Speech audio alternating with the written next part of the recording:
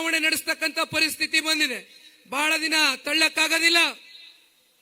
ಜಿಲ್ಲಾ ಪಂಚಾಯತಿ, ತಾಲೂಕ್ ಪಂಚಾಯತಿ ಚುನಾವಣೆ ನೀವು ಎದುರಿಸಲೇಬೇಕು, ನಾವು ನೀವು ಎದುರಿಸಲೇಬೇಕು.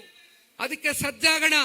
ಇವತ್ತು ನಮ್ಮ ಜಿಲ್ಲಾ ಪಂಚಾಯತಿ, ತಾಲೂಕು ಪಂಚಾಯತಿ, ಗ್ರಾಮ ಪಂಚಾಯತಿ ಚುನಾವಣೆಗಳಲ್ಲಿ ನಮ್ಮನ್ನ MP MLA ಗಳಾಗಿ ಮಾಡಿರ್ತಕ್ಕಂಥ ಎಲ್ಲ ಕಾರ್ಯಕರ್ತ ಬಂಧುಗಳ ಜೊತೆಯಲ್ಲಿ ಇಡೀ ಜನತಾದಳ ಪಕ್ಷದ ರಾಜ್ಯ ನಾಯಕರು, ಜಿಲ್ಲಾ ನಾಯಕರು ನಿಂತು ನಿಮ್ಮ ಕೈಗೆ ಅಧಿಕಾರವನ್ನ ಕೊಡಿಸ್ತಕ್ಕಂಥ ವರ್ಷ ಇವತ್ತು 2026ರ ಒಂದು ಗಡಿಯಲ್ಲಿ ಬಂದೇ ನಿಂತಿದ್ದೇವೆ.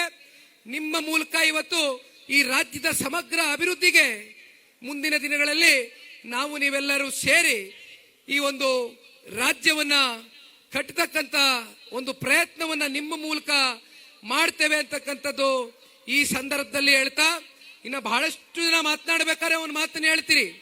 ಬಹುಶಃ ಕಳೆದ ಪಿರಿಯಾಪಟ್ಟಣ ಕ್ಷೇತ್ರದಲ್ಲಿ ನಡೆದಂತ ಸಭೆಯಲ್ಲೂ ಕೂಡ ಹರೀಶ್ ರವ್ರು ಇರ್ಬೋದು, ಮಹೇಶ್ ಅಣ್ಣ ಅವ್ರು ಇರ್ಬೋದು, ಮಾದೇವಣ್ಣ ಅವ್ರು ಇರ್ಬೋದು, ಮಾತನಾಡಬೇಕಾದ್ರೆ ಹೇಳ್ತಾ ಇದ್ರು, ಸರಿ ಸುಮಾರು 440 ಕೋಟಿ ರೂಪಾಯಿಯಷ್ಟು ಇಡೀ ಜಿಲ್ಲೆನಲ್ಲಿ ಯಾವ ಒಂದು ಸಹಕಾರಿ ಸಂಘದಲ್ಲಿ, ಯಾವ ಒಂದು ರಾಷ್ಟ್ರೀಕೃತ ಬ್ಯಾಂಕ್ಗಳಲ್ಲಿ ನಮ್ಮ ರೈತರು ಸಾಲವನ್ನ ತಗೊಂಡಿದ್ರೆ, ಬಹುಶಃ ಈ ದೇಶದಲ್ಲಿ ಯಾರಾದ್ರೂ ಒಬ್ಬ ಈ ರಾಜ್ಯದಲ್ಲಿ ಮುಖ್ಯಮಂತ್ರಿಗಳು ನಮ್ಮ ಕರ್ನಾಟಕಕ್ಕೆ ಸೀಮಿತವಾಗಿ ಮಾತನಾಡ್ತಕ್ಕಂಥದ್ದು ಬೇಡ, ಇಡೀ ದೇಶದಲ್ಲಿ ಯಾರಾದ್ರೂ ರೈತರ ಸಂಕಷ್ಟವನ್ನ ಕಣ್ಣಾರೆ ನೋಡಿ ಅರ್ತು ಒಳಗಡೆ ಒಂದು ದೃಢ ಸಂಕಲ್ಪ ಮಾಡುವ ಮೂಲಕ 2018ರಲ್ಲಿ ನನಗೆ ಇನ್ನೂ ಬಹಳ ಚೆನ್ನಾಗಿ ಜ್ಞಾಪಕ ಇದೆ.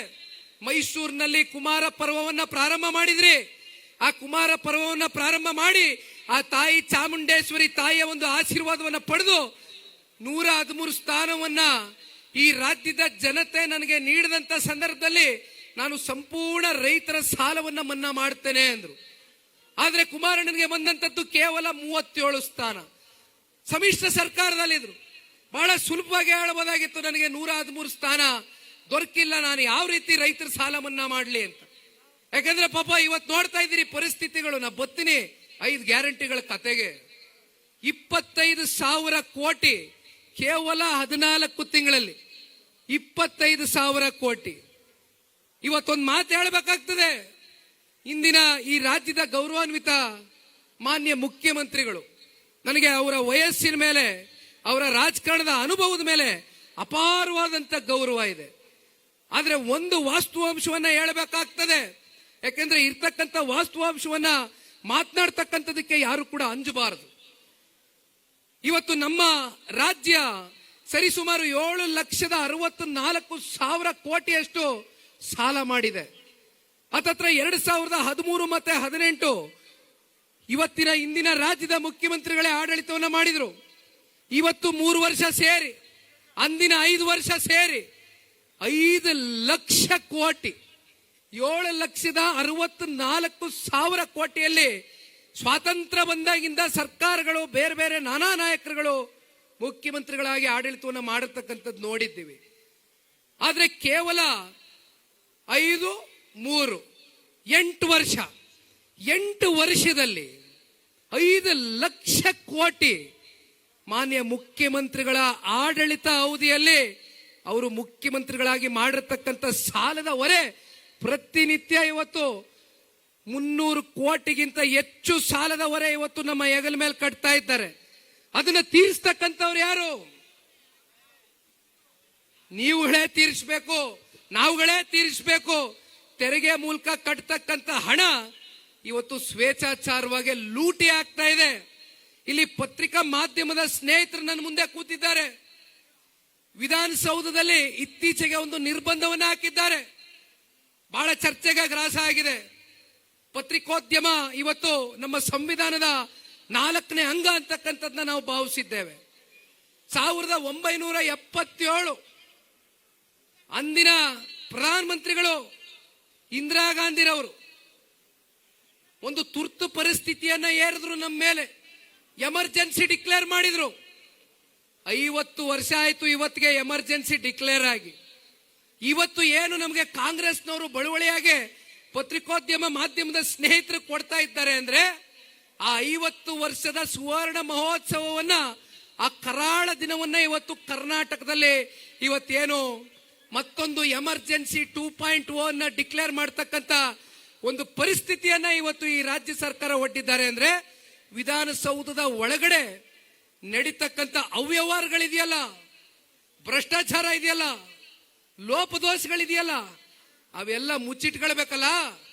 ಅದಕ್ಕೆ ಇವತ್ತು ಮಾಧ್ಯಮದವ್ರ ಮೇಲೆ ನಿರ್ಬಂಧ ಏರವ್ರೆ. ವಿಧಾನಸೌಧದ ಕಟ್ಟಡದ ಒಳಗಡೆ ಇಷ್ಟು ವರ್ಷಗಳ ಕಾಲ ಮಾಧ್ಯಮದವರು ಬಂದು ಸುದ್ದಿಯನ್ನ ಇವತ್ತು ಈ ರಾಜ್ಯದ ಜನತೆಗೆ ಬಿತ್ತರಿಸ್ತಾ ಇದ್ರು. ಅಂತ ಮಾಧ್ಯಮದವ್ರ ಮೇಲೂ ಕೂಡ ಇವತ್ತು ನಿರ್ಬಂಧವನ್ನ ಏರಿದ್ದಾರೆ ಅಂದ್ರೆ ಇವತ್ತು ಈ ರಾಜ್ಯ ಸರ್ಕಾರ ಎಂತ ಭ್ರಷ್ಟ ಸರ್ಕಾರ ಅಂತಕ್ಕಂಥದ್ನ ಇವತ್ತು ಬಹುಶಃ ಇದೊಂದು ಸಣ್ಣ ಉದಾಹರಣೆಯಲ್ಲಿ ನಾವು ತಿಳಿದುಕೊಳ್ಬೇಕಾಗ್ತದೆ. ಹಿಂದಿದ್ದಂತ ನಮ್ಮ ಮಿತ್ರ ಪಕ್ಷದ ಮೇಲೆ 40% ಕಮಿಷನ್ ಅಂದ್ರು. ಯಾವ್ದ್ರಿ ಪರ್ಸೆಂಟೇಜು? ದಾಖಲೆ ಪ್ರಮಾಣದ ಪರ್ಸೆಂಟೇಜ್ ದಾಖಲೆ ಸೃಷ್ಟಿ ಮಾಡ್ಬಿಟ್ಟಿದ್ದೀರಿ, ಇತಿಹಾಸ ಸೃಷ್ಟಿ ಮಾಡ್ಬಿಟ್ಟಿದ್ದೀರಿ ಲೂಟಿ ಮಾಡೋದ್ರಲ್ಲಿ. ಯಾವ 40% ಯಾವಾಗ್ಲೂ ದಾಟೋಗದೆ. ಇವತ್ತೇನು ಕಾಂಟ್ರಾಕ್ಟರ್ಗಳು, ಸಣ್ಣ ಗುತ್ತಿಗೆದಾರರು, ಮಧ್ಯಮ ಗುತ್ತಿಗೆದಾರರು ಇವತ್ತೆಲ್ಲ ಬೀದಿಗೆ ಬಂದು 37,000 ಕೋಟಿ ಇವತ್ತು ಹಣ ಇವತ್ತು ಪಾವತಿ ಮಾಡಿದಿರ ಅವ್ರನ್ನ ಬೀದಿನಲ್ಲಿ ಇವತ್ತು ಬಂದು ನಿಲ್ಸಿದ್ದೀರಿ. ಏನೋ ದೊಡ್ಡ ಪಾಪ ಕಾಂಟ್ರಾಕ್ಟರ್ಗಳು ಒಯ್ತಾರೆ, ಒಂದು 8-10 ಜನ ಸಂಪರ್ಕದಲ್ಲಿ ಇರ್ತಾರೆ, ಹೆಂಗೋ ಪರ್ಸೆಂಟೇಜ್ ತಗೋಬರ್ತಾರೆ, ಅವ್ರು ಕೊಡ್ತಾರೆ, ಅವ್ರು ತಗೋತಾರೆ, ಅಂಡರ್ಸ್ಟ್ಯಾಂಡಿಂಗ್ ಮಾಡ್ಕೋತಾರೆ. ಸಣ್ಣ ಗುತ್ತಿಗೆದಾರರು, ಮಧ್ಯಮ ಗುತ್ತಿಗೆದಾರರ ಪರಿಸ್ಥಿತಿ ಏನ್ ಸ್ವಾಮಿ? ಪಾಪ ಅವ್ರ ಮನೆಯಲ್ಲಿ ಚಿನ್ನನೋ ಮತ್ತೊಂದೋ ಇನ್ನೊಂದು ಅಡ್ಬಿಟ್ಟು, ಭೂಮಿನೋ ಜಮೀನೋ ಅಡ್ಬಿಟ್ಟು ಆ ಹೆಣ್ಮಕ್ಳು ಪಾಪ ಬೀದಿಗೆ ಬಂದು ನೇಣಾಕೊಳ್ತಕ್ಕಂಥ ಒಂದು ಪರಿಸ್ಥಿತಿಗೆ ತಂದೊಡ್ಡಿರ್ತಕ್ಕಂಥದ್ದು ಇದೇನಾ ಈ ಕಾಂಗ್ರೆಸ್ ಪಕ್ಷದ 3 ವರ್ಷದಲ್ಲಿ ನೀವು ಕೊಡ್ತಾ ಇರ್ತಕ್ಕಂಥ ಸಾಧನೆ? ಎಷ್ಟಪ್ಪ ಸೀಟು? 136, 138. ಪಾಪ ನಿಮ್ಗೆ ಸಮ್ಮಿಶ್ರ ಸರ್ಕಾರದ ಒತ್ತಡಗಳು ನಿಮ್ಗೆ ಗೊತ್ತಾಗೋದಿಲ್ಲ. ನಮ್ ಕುಮಾರಣ್ಣನ್ ಕೇಳಿ ಹೇಳ್ತಾರೆ, ಬಂದ್ರಲ್ಲಪ್ಪ ಅವತ್ತೆಲ್ಲ ದಂಡ ಇಳಿದ್ರು ಕಾಂಗ್ರೆಸ್ನ ಮಹಾನ್ ನಾಯಕರುಗಳು, ಇಡೀ ಡೆಲ್ಲಿ ಹೈಕಮಾಂಡ್ ಬಂದು ದೇವೇಗೌಡರು ಮನೆ ಬಾಗಿಲು ಕೂತ್ಕೊಂಡ್ರು. ಕುಮಾರಣ್ಣನ ಮುಖ್ಯಮಂತ್ರಿ ಮಾಡ್ತೀವಿ, 5 ವರ್ಷ ಮುಖ್ಯಮಂತ್ರಿ ಮಾಡ್ತೀವಿ, ಯಾವುದೇ ಏನೇ ಕಿರುಕುಳ ಕೊಡೋದಿಲ್ಲ, ನಮ್ ಜೊತೆ ಕೈ ಜೋಡಿಸ್ರಿ, ಬಿಜೆಪಿ ಅವ್ರ ಜೊತೆ ಹೋಗ್ಬೇಡಿ ಅಂದ್ರು. ಕೊನೆಗೆ ಏನಪ್ಪ ಮಾಡಿದ್ರಿ? ದಿನ ಬೆಳಗ್ಗೆ ಎದ್ರೆ ಏನ್ ಸ್ವಾಮಿ ಮಾಡಿದ್ರಿ? ಇವತ್ತು ಬಿತ್ತು ಸರ್ಕಾರ, ಅವತ್ತು ಬಿತ್ತು ಸರ್ಕಾರ. ಇಂಥ ಒಂದು ಸಂದಿಗ್ಧ ಪರಿಸ್ಥಿತಿಯಲ್ಲಿ ಬೇರೆ ಇನ್ಯಾರಾದ್ರೂ ಈ ರಾಜ್ಯದ ಮುಖ್ಯಮಂತ್ರಿ ಆಗಿದ್ರೆ ನಮ್ಗೆ ಸವಾಸ ಬೇಡ ಕಣ್ರಪ್ಪ. ರೈತರ ಸಾಲ ಮನ್ನಾ ಚರ್ಚೆನೂ ಬೇಡ, ನನಗೆ ಸರ್ಕಾರವೂ ಬೇಡ. ಹೆಂಗೋ ಒಳಗಡೆ ಅಡ್ಜಸ್ಟ್ ಮಾಡ್ಕೊಂಡು ಇವತ್ತಿನ ಮಾನ್ಯ ಮುಖ್ಯಮಂತ್ರಿಗಳ ಗುಂಪು ಜೊತೆ ಒಳಗಡೆ ಕೂತ್ಕೊಂಡು ಅಡ್ಜಸ್ಟ್ ಮಾಡ್ಕೊಂಡು ಅವ್ರು ಕೇಳ್ದಂಗೆ ಹೇಳ್ದಂಗೆ ಬರ್ಕೊಟ್ಟು ಕಳಿಸ್ಬೇಕಾಗಿತ್ತು. ಅದು ಕುಮಾರಣ್ಣ ಮಾಡ್ಲಿಲ್ಲ. ಕುಮಾರಣ್ಣ ಇವತ್ತೇನಾದ್ರೂ ಈ ಜನತಾದಳ ಪಕ್ಷ ಇವತ್ತು ಈ ರಾಜ್ಯದಲ್ಲಿ 25 ವರ್ಷಗಳ ಕಾಲ ಬೆಳ್ಳಿ ಹಬ್ಬವನ್ನು ಆಚರಣೆ ಮಾಡ್ತಾ ಇದೆ ಅಂದ್ರೆ ಅವ್ರಿಗೆ ರೈತರ ಮೇಲೆ ಇರ್ತಕ್ಕಂಥ ಒಂದು ಬದ್ಧತೆ, ಕಾಳಜಿಯನ್ನ 25,000 ಕೋಟಿ ರೈತರ ಸಾಲ ಮನ್ನಾ ಮಾಡಿರ್ತಕ್ಕಂಥ ಉದಾಹರಣೆ ನಿಮ್ ಕಣ್ಣು ಮುಂದೆ ಇಡ್ತೇನೆ. ಇನ್ನ ತಂಬಾಕು ಅಂತ ಇಲ್ಲಿ ಬರೆದು ಚೀಟಿ ಕೊಟ್ಟಿದ್ದಾರೆ. ಹರೀಶ್ ಗೌಡ್ರು ಮಾತನಾಡಿದ್ದಾರೆ. ನಮ್ಗೆ ಗೊತ್ತಿದೆ, ಇವತ್ತು KR ನಗರ, ಎಸ್.ಟಿ. ಕೋಟೆ, ಪಿರಿಯಾಪಟ್ಟಣ, ಹುಣಸೂರು, ಅರ್ಕಲ್ಗೂಡು ಇದಿಷ್ಟೇ ಕ್ಷೇತ್ರದಲ್ಲಿ ಹೊಗೆ ಸೊಪ್ಪನ್ನ ಬೆಳೀತಕ್ಕಂಥ ರೈತರಿದ್ದಾರೆ. ಕಳೆದ ವರ್ಷವೂ ಕೂಡ ರೈತರಿಗೆ ಒಂದು ನಿಗದಿ ಆಗ್ಬೇಕಾದಂತ ಒಂದು ಬೆಲೆ ಇರಲಿ, ಆ ಪ್ರೊಡಕ್ಷನ್ ಬೆಳೆದಂತ ಪ್ರೊಡಕ್ಷನ್ ನ ಖರೀದಿ ಮಾಡ್ತಕ್ಕಂಥದಕ್ಕೆ ಮುಂದಾಗಿರಲಿಲ್ಲ. ಆ ಸಂದರ್ಭದಲ್ಲಿ ಮಹೇಶ್ ಅಣ್ಣ ಅವರು, ಹರೀಶ್ ಗೌಡ್ರು, ಜಿಲ್ಲಾ ನಾಯಕರೆಲ್ಲ ಬಂದ್ರು. ಕುಮಾರಣ್ಣನ ಕೇತ್ಗಾನಹಳ್ಳಿ ಜಮೀನಿಗೆ ಬಂದು ಕೂತ್ರು. ಒಂದು ರೈತ ನಿಯೋಗ ಬಂದ್ರು. ಈ ರೀತಿ ನಮ್ಮ ರೈತರು ಕಷ್ಟದಲ್ಲಿದ್ದಾರೆ, ಈ ವರ್ಷ ಬೆಳೆದಿರ್ತಕ್ಕಂಥ ತಂಬಾಕು ಎಲ್ಲ ಬೀದಿ ಪಾಲಾಗ್ತಾ ಇದೆ, ನಾವು ಬೀದಿಗೆ ಚೆಲ್ಲಬೇಕಾದಂತ ಪರಿಸ್ಥಿತಿ ಬಂದಿದೆ, ದಯವಿಟ್ಟು ನಮ್ಮನ್ನ ಉಳಿಸ್ಕೊಡಿ ಕುಮಾರಣ್ಣ ಅವರೇ ಅಂತ ಒಂದು ರೈತ ನಿಯೋಗ ಬಂದಾಗ, ಬಹುಶಃ ರೈತ ನಿಯೋಗನ ನೀವು ಕೇಳಬೇಕು. ಅದರಲ್ಲಿ ಬಹಳ ಜನ ವಿದ್ಯಾವಂತರಿದ್ದಾರೆ, ವಕೀಲರಿದ್ದಾರೆ, ಆ ಒಂದು ನಿಯೋಗದಲ್ಲಿ ಪ್ರತಿನಿಧಿಸ್ತಕ್ಕಂಥವ್ರು. ಅವ್ರು ಒಂದೇ ಮಾತು ಹೇಳಿದ್ರು, ನಿಖಿಲ್ ಅವರೇ, ನಾವು ಇಷ್ಟು ವರ್ಷಗಳ ಕಾಲ ಪ್ರತಿ ವರ್ಷ ಕೂಡ ಈ ಯಾತನೆಯನ್ನ ಅನುಭವಿಸ್ತೀವಿ.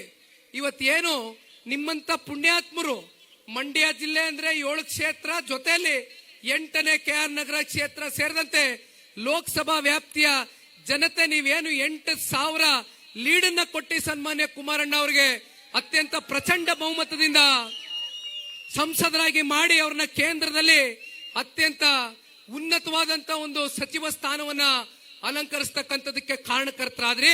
ಬಹುಶಃ ಇವತ್ತು ನೀವು ಕೊಟ್ಟಿರ್ತಕ್ಕಂಥ ಶಕ್ತಿ ಇವತ್ತು ಕುಮಾರಣ್ಣ ಅವರು ಆ ರೈತ ನಿಯೋಗ ಹೇಳಿದಾಗ ಎಂದೂ ಕೂಡ ನಾವು ಡೆಲ್ಲಿಗೆ ಬಂದು ಇಷ್ಟ ಹತ್ರದಲ್ಲಿ ಒಂದು ಕಾಮರ್ಸ್ ಇಂಡಸ್ಟ್ರಿ ಮಂತ್ರಿಗಳನ್ನ ಭೇಟಿ ಆಗ್ತಕ್ಕಂಥದಕ್ಕೆ ನಮ್ಗೆ ಅವಕಾಶ ಸಿಕ್ಕಿರ್ಲಿಲ್ಲ. ಆದ್ರೆ ಕುಮಾರಣ್ಣ ಅವರು ಇವತ್ತೇನು ಡೆಲ್ಲಿಲಿ ಇದ್ದಾರೆ, ಬಹುಶಃ ಇಂಥ ಸುವರ್ಣ ಯುಗ ಕುಮಾರಣ್ಣ ಅವರು ಡೆಲ್ಲಿಲಿ ಇರ್ತಕ್ಕಂಥ ಹಿನ್ನೆಲೆಯಲ್ಲಿ ಇವತ್ತು ನಮ್ಗೆ ಭೇಟಿಯನ್ನ ಮಾಡಿಸಿದ್ದಷ್ಟೇ ಅಲ್ಲ, ಈ ಭಾಗದ ರೈತರು ತಂಬಾಕುವನ್ನ ಏನು ಬೆಳೆದು ಅದ್ರ ಮೇಲೆ ಅವಲಂಬಿತರಾಗಿ ಜೀವನವನ್ನು ಮಾಡ್ತಾ ಇದ್ದೀರಿ.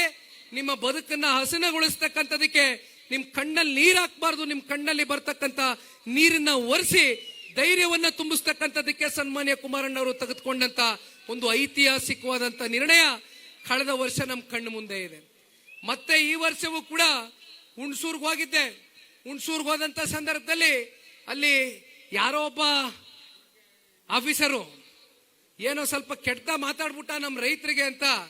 ಅವ್ರು ಮಾತಾಡಿರ್ತಕ್ಕಂಥ ಮಾತುಗಳು ಅದು ಶೋಭೆ ತರ್ತಕ್ಕಂಥದ್ದಲ್ಲ. ಯಾಕೆಂದ್ರೆ ರೈತರು ಕಷ್ಟ ಜೀವಿಗಳು, ಬೇರೆ ಯಾವುದೇ ವ್ಯವಹಾರ ವಹಿವಾಟುಗಳು ಗೊತ್ತಿಲ್ಲ. ಅತಿವೃಷ್ಟಿ ಆದ್ರೂ ಬೆಳೆ ನಾಶ ಆದ್ರೂ ಬೆಳೆ ಬೆಳೀತಾರೆ, ಅನಾವೃಷ್ಟಿಯಾಗಿ ನೀರು ಬರಲಿಲ್ಲ ಮಳೆ ಬರಲಿಲ್ಲ ಅಂತ ಹೇಳಿದ್ರು ಮತ್ತಿನ್ನೊಂದು ಬೆಳೆ ಬೆಳೆಯೋದಕ್ಕೆ ಸಿದ್ಧರಾಗ್ತಾರೆ.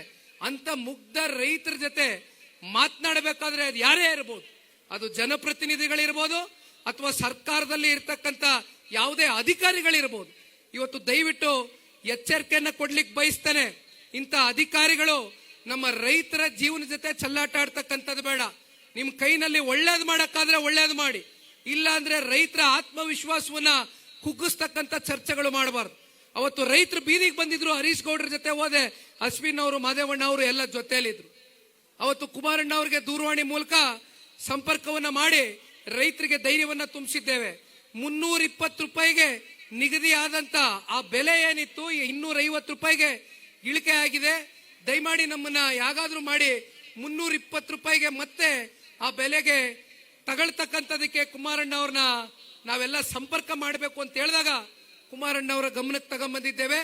ಮಹೇಶ್ ಅಣ್ಣ ಅವರ ನೇತೃತ್ವದಲ್ಲಿ ನಾವೆಲ್ಲ ಜಿಲ್ಲಾ ನಾಯಕರುಗಳು ಸೇರಿ ಕುಮಾರಣ್ಣ ಅವ್ರನ್ನ ಹೋಗಿ ಭೇಟಿ ಮಾಡಿ ಈ ಭಾಗದ ತಂಬಾಕು ಬೆಳೆಗಾರರ ಈ ವರ್ಷದ ಈ ಒಂದು ಪರಿಸ್ಥಿತಿಯನ್ನ ಹೊರಗಡೆ ತಗೊಂಡ್ ಬರ್ತಕ್ಕಂಥದಕ್ಕೆ ಪಾರ್ ಮಾಡ್ತಕ್ಕಂಥದಕ್ಕೆ ಯಾವುದಾದ್ರೂ ಪಕ್ಷ ಇವತ್ತು ಹೇಳ್ತಾ ಇದ್ದೇನಣ್ಣ, ಈ ಪಕ್ಷ ಉಸಿರಾಡ್ತಾ ಇರ್ತಕ್ಕಂಥದ್ದು, ದೇವೇಗೌಡರು ಸಾಹೇಬರು ಉಸಿರಾಡ್ತಾ ಇರ್ತಕ್ಕಂಥದ್ದು, ಕುಮಾರಣ್ಣ ಅವರು ಉಸಿರಾಡ್ತಾ ಇರ್ತಕ್ಕಂಥದ್ದು, ನಮ್ಮ ಪಕ್ಷದ ನಾಯಕರುಗಳಿಗೆ ನಮ್ಗಿರ್ತಕ್ಕಂಥ ಬದ್ಧತೆ ಅದು ಏಕೈಕ ವರ್ಗ ರೈತಾಪಿ ವರ್ಗ ಅಂತಕ್ಕಂಥದ್ದನ್ನ ಬಹಳ ಗಟ್ಟಿಯಾಗಿ ಈ ಸಂದರ್ಭದಲ್ಲಿ ನಿಮಗೆ ತಿಳಿಸ್ಲಿಕ್ಕೆ ಬಯಸ್ತೇನೆ. ಯಾವ ಹಂತದಲ್ಲಿ ಯಾವ ಕ್ಷಣದಲ್ಲೂ ಕೂಡ ನಿಮ್ಮನ್ನ ಬೀದಿಯಲ್ಲಿ ಬಿಡ್ತಕ್ಕಂಥ ಪ್ರಶ್ನೆ ಇಲ್ಲ. ನಿಮ್ಮ ಜೊತೆಯಲ್ಲಿ ಜನತಾದಳ ಪಕ್ಷ ಯಾವ ರೀತಿ ನಮ್ಮ ಬೆಂಬಲಕ್ಕೆ ನಾವು ಮಾಡಿರ್ತಕ್ಕಂಥ ಅಳಿಲು ಸೇವೆಯನ್ನ ಗುರುತಿಸಿ ಈ ಪಾರ್ಟಿಯನ್ನ ಕಟ್ಟಿ ಬೆಳೆಸಿದ್ದೀರೋ ಅಷ್ಟೇ ಇವತ್ತು ನಮ್ಮ ಮೇಲೂ ಕೂಡ ಒಂದು ದೊಡ್ಡ ಮಟ್ಟದ ಜವಾಬ್ದಾರಿ ಇದೆ. ರೈತರ ಜೊತೆಯಲ್ಲಿ ವಿಶೇಷವಾಗಿ ನಾವೆಲ್ಲರೂ ನಿಲ್ತೇವೆ. ಕೊನೆಯದಾಗಿ ಮಹೇಶ್ ಅಣ್ಣ ಅವ್ರು ಮಾತನಾಡ್ತಾರೆ, ಅದಕ್ಕಿಂತ ಮುಂಚಿತವಾಗಿ ಒಂದು ಮಾತನ್ನ ತಿಳಿಸ್ಲಿಕ್ಕೆ ಬಯಸ್ತೇನೆ. 5 ಗ್ಯಾರಂಟಿಗಳ ಬಗ್ಗೆ ಚರ್ಚೆ ಮಾಡ್ತಾರೆ ಕಾಂಗ್ರೆಸ್ನವರು. 5 ಗ್ಯಾರಂಟಿಗಳಿಗೆ ವರ್ಷಕ್ಕೆ 55,000 ಕೋಟಿ ಬೇಕು.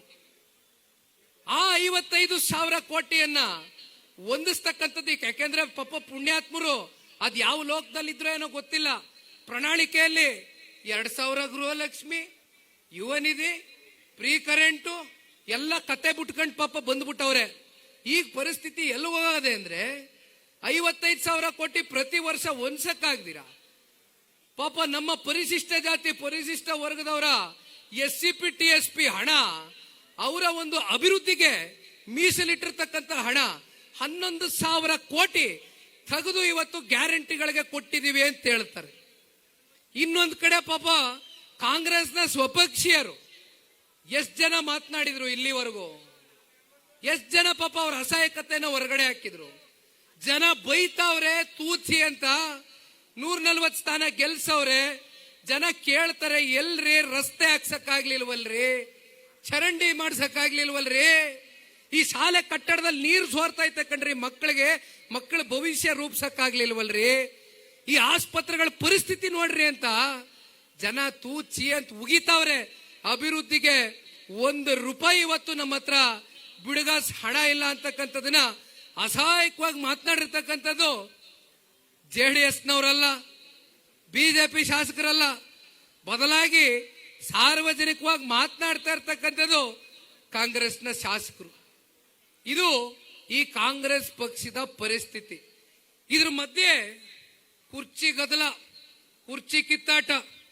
ನಾನು ಮುಖ್ಯಮಂತ್ರಿ, ನೀನು ಮುಖ್ಯಮಂತ್ರಿ, ನನಗೆ 40 ಜನ ಸೈನ್ ಹಾಕ್ಬಿಟ್ಟವ್ರೆ, ನನಗೆ 60 ಜನ ಅವರೇ, ನಾನೊಂದು 20 ಜನ ನನ್ನ ಶಕ್ತಿ ತೋರಿಸ್ತೀನಿ, ಫ್ಲೈಟ್ ಹತ್ತಿಸ್ತೀನಿ, ಫಾರಿನ್ ಕಳಿಸ್ತೀನಿ. ಏನ್ ನಿಮ್ಮ ಫ್ಲೈಟ್ ಹತ್ಸಕ್ಕೇನ್ರಿ ಸ್ವಾಮಿ? ರಾಜ್ಯದ ಜನ 140 ಸ್ಥಾನ ಕೊಟ್ಟಿರ್ತಕ್ಕಂಥದ್ದು. ಇವತ್ತು ಪಾಪ ಕಾಂಗ್ರೆಸ್ನ ಪರಿಸ್ಥಿತಿ ಎಲ್ಲಿಗೆ ಬಂದ್ಬಿಟ್ಟದೆ ಅಂದ್ರೆ, ನನಗೆ ಅಪಾರವಾದಂತ ಗೌರವ ಇದೆ. ಕಾಂಗ್ರೆಸ್ನ ನ್ಯಾಷನಲ್ ಪ್ರೆಸಿಡೆಂಟ್ ಯಾರಿದ್ದಾರೆ, ಮಲ್ಲಿಕಾರ್ಜುನ್ ಖರ್ಗೆಜಿ ಅವರು, ಅಪಾರವಾದಂತ ಗೌರವ ಇದೆ ಅವ್ರ ಹಿರಿತನದ ಬಗ್ಗೆ. ಆದ್ರೆ ಅವ್ರಿಗೆ ಮಾಧ್ಯಮದವರು ಒಂದು ಪ್ರಶ್ನೆ ಕೇಳ್ತಾರೆ, ಏನ್ ಸರ್ ಇದು ಪ್ರತಿನಿತ್ಯ ಸಿಎಂ ಬದಲಾವಣೆ, ಅವ್ರು ಬಂದ್ರು ಇವ್ರು ಹೋದ್ರು ಅಂತ ಇದಾರಲ್ಲ, ಇದಕ್ಕೆ ಏನ್ ಹೇಳ್ತೀರಾ ಅಂದ್ರೆ, ನಾನು ಹೈಕಮಾಂಡ್ಗೆ ಮಾತಾಡ್ತೀನಿ ಅಂತಾರೆ. ಹೈಕಮಾಂಡ್ ಯಾರಣ್ಣ? ಈ ನಿಮಗ್ ತಿಳಿದಂಗ ಹೈಕಮಾಂಡ್ ಯಾರು? ನಮ್ಮಲ್ಲಿ ನಮ್ಮ ಹೈಕಮಾಂಡ್ ರಾಷ್ಟ್ರಾಧ್ಯಕ್ಷರು ದೇವೇಗೌಡರಪ್ಪ. ಕೊನೆಗೆ ಏನೂ ಇತ್ಯರ್ಥ ಆಗ್ಲಿಲ್ಲ ನಮಗೆ, ತಾಲೂಕು ಮಟ್ಟದಲ್ಲಿ, ಜಿಲ್ಲಾ ಮಟ್ಟದಲ್ಲಿ, ರಾಜ್ಯ ಮಟ್ಟದಲ್ಲಿ ಅಂದ್ರೆ ಆ ಪುಣ್ಯಾತ್ಮನ ಹತ್ರ ಹೋಯ್ತೀವಿ, ಕೊನೆಗೆ ಏನಾದ್ರೂ ನಿರ್ಧಾರ ಆಯ್ತದೆ. ಇಲ್ಲಿ ಯಾರಪ್ಪ ನಿಮ್ಮ ಹೈಕಮಾಂಡು? ಪಾಪ ನಮ್ ಖರ್ಗೆ ಸಾಹೇಬ್ರು ಕೇಳಿದ್ರೆ ರಾಷ್ಟ್ರಾಧ್ಯಕ್ಷರಿಗೆ, ಹೈಕಮಾಂಡ್ ಮಾತಾಡ್ತೀನಿ. ಹೈಕಮಾಂಡ್ ಯಾರು ಸ್ವಾಮಿ ನಿಮ್ಮ ಹೈಕಮಾಂಡು? ಯಾಕ್ರಿ ಪಾಪ ನಮ್ ಖರ್ಗೆ ಸಾಹೇಬ್ರನ್ನ ಸುಮ್ನೆ ಮೂಗುಗ್ ತುಪ್ಪ ಸೌರೋದಕ್ಕೆ ರಾಷ್ಟ್ರೀಯ ಅಧ್ಯಕ್ಷರು ಅಂತ ಕರ್ಕಂಡ ಕೂರಿಸಿ ಪಾಪ ಆ ಸ್ಥಾನಕ್ಕೆ ಗೌರವ ಕಳಿತೀರಲ್ರಿ. ಆ ಸ್ಥಾನದ ಜೊತೆ ಪಾಪ ಅಷ್ಟು ವರ್ಷ ರಾಜಕಾರಣ ಮಾಡ್ಕೊಂಡ್ ಬಂದವ್ರೆ, ಅಷ್ಟ್ ಸಲಿ ಶಾಸಕರಾಗವ್ರೆ, ಅಷ್ಟ್ ಸಲಿ ಸಂಸದರಾಗವ್ರೆ. ಬೆಲೆ ಇಲ್ವಲ್ರಿ ನಿಮ್ ಕಾಂಗ್ರೆಸ್ನಲ್ಲಿ? ಮಾತೆತ್ತಿದ್ರೆ ಪಾಪ ಸಂಸತ್ನಲ್ಲಿ ಹೇಳ್ತೀರಿ, ಸದನದಲ್ಲಿ ಹೇಳ್ತೀರಿ. ಎಷ್ಟಪ್ಪ JDS 17, 18, ಮುಂದಕ್ಕೆ 8ಕ್ಕೆ ಬಂದ್ಬಿಡ್ತೀರಿ, 5ಕ್ಕೆ ಬಂದ್ಬಿಡ್ತೀರಿ ಅಂತೀರಲ್ರಿ. ನಿಮ್ ಯೋಗ್ಯತೆಗೆ ಈ ದೇಶದಲ್ಲಿ ಕಾಂಗ್ರೆಸ್ ಎಷ್ಟು ರಾಜ್ಯದಲ್ಲಿ ಆಡಳಿತ ಮಾಡ್ತಾ ಇದೆ ಸ್ವಾಮಿ? ಎಷ್ಟು ರಾಜ್ಯದಲ್ಲಿ ಆಡಳಿತ ಮಾಡ್ತಾ ಇದೆ? ರಾಷ್ಟ್ರ ಪಕ್ಷವ ನೀವು? ರಾಷ್ಟ್ರೀಯ ಪಕ್ಷವ? ಅದೆಂತದೋ ತೆಲಂಗಾಣ, ಇನ್ನೆಲ್ಲೋ ಹಿಮಾಚಲ್ ಪ್ರದೇಶ, ಕರ್ನಾಟಕ ಸಂಪತ್ತು ಭರಿತವಾದಂತ ನಾಡು, ಸಂಪತ್ತು ಭರಿತವಾದಂತ ರಾಜ್ಯ. ಪ್ರತಿನಿತ್ಯ ತೆರಿಗೆ ಮೂಲಕ ತುಂಬಿಸಿ ಕಳಿಸ್ತಾ ಇದ್ದೀರಿ. ಅವ್ರು ನೋಡಿದ್ರೆ ಅಲ್ಲಿ ತುಂಬಿಸಿ ಗೋಣಿ ಚೀಲದಲ್ಲಿ ಡೆಲ್ಲಿಗೆ ಕಳಿಸ್ತಾವ್ರೆ ನಿಮ್ ದುಡ್ಡ. ಅರ್ಥ ಮಾಡ್ಕೊಳ್ಳಿ ದಯವಿಟ್ಟು. ಕಾಂಗ್ರೆಸ್ನವ್ರಿಗೆ ಹೇಳ್ತೀನಿ, ಮುಂದೊಂದು ದಿನ ಜನತಾದಳ ಪಕ್ಷದ ಬಗ್ಗೆ ನೀವು ಚಿಂತೆ ಮಾಡೋದು ಬೇಡ. ರಾಷ್ಟ್ರೀಯ ಪಕ್ಷ ಅಂತಕ್ಕಂಥದನ್ನ ತೆಗೆದು ನೀವು ಇನ್ನೇನಾದ್ರೂ ಹೊಸ ನಾಮಕರಣ ಮಾಡ್ಕೊಳ್ತಕ್ಕಂಥದ್ದು ಸೂಕ್ತ. ಈ ದೇಶದಲ್ಲಿ ಸಂಪೂರ್ಣವಾಗಿ ಇನ್ನ 3ರಿಂದ 4 ಚುನಾವಣೆಗಳಿದೆ ಬೇರೆ ಬೇರೆ ರಾಜ್ಯದಲ್ಲಿ. ನಿಮ್ ಪರಿಸ್ಥಿತಿ ಏನಾಗ್ತದೆ ಪಾಪ ಕೇಳ್ತೀರಿ. ಜಾತ್ಯತೀತ ಜನತಾದಳ, ಜಾತ್ಯತೀತ ಸಿದ್ಧಾಂತ ಇಲ್ವಂತೆ. ಮಹಾರಾಷ್ಟ್ರದಲ್ಲಿ ಯಾರನ್ನ ಕೇಳ್ಬಿಟ್ಟಪ್ಪ NCP ಜೊತೆ ಶಿವಸೇನಾ ಜೊತೆ ಹೋಗ್ಬಿಟ್ಟು ಮಾಡಿದ್ದು ನೀವು ಕಾಂಗ್ರೆಸ್ನವರು? ಎಲ್ಲಪ್ಪ ಆಯ್ತು ನಿಮ್ಮ ಐಡಿಯಾಲಜಿ? ಮಾರ್ಕೊಬಿಟ್ರಾ ನಿಮ್ಮ ಐಡಿಯಾಲಜಿನ ಅವತ್ತು ಜನತಾದಳ? ಹೆಚ್ಚಿನ ವಿಡಿಯೋಗಳಿಗೆ ಪ್ರತಿಧ್ವನಿ ಯೂಟ್ಯೂಬ್ ಚಾನೆಲ್ ಸಬ್ಸ್ಕ್ರೈಬ್ ಮಾಡಿ, ಬೆಲ್ ಐಕಾನ್ ಕ್ಲಿಕ್ ಮಾಡಿ.